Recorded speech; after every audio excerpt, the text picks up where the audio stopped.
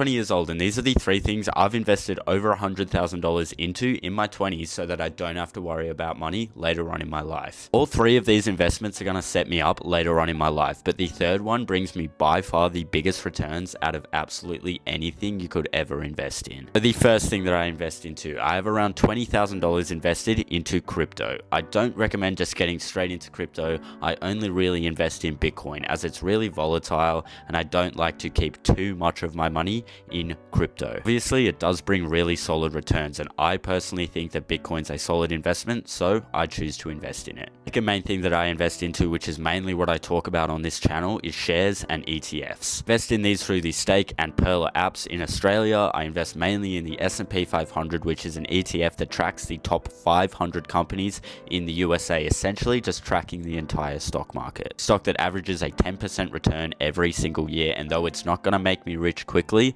it will make my money grow exponentially if I invest into it early, and it will do the same for you if you're a young person. That's why I'm currently keeping around $50,000 to $60,000 in this investment, and I contribute at least $2,000 to $3,000 into it every single month. Now, like I said at the start of this video, the third thing that I invest into that brings me the biggest returns out of anything I've ever invested into is myself. Investing into yourself by starting a business, starting a side hustle, you're going to make so much more than investing into any cryptocurrency or any stock. About a year ago, I invested around $200 to $300 into equipment to start my own business. Now that business is my full-time job, and that $200 to $300 literally like 1,000x. Stock, that would be like record-breaking levels. So if you actually want to make more money now while you're young, you need to be able to invest into yourself, not just into stocks, although you should be doing both. So the three main things I invest into, make sure to follow me for more.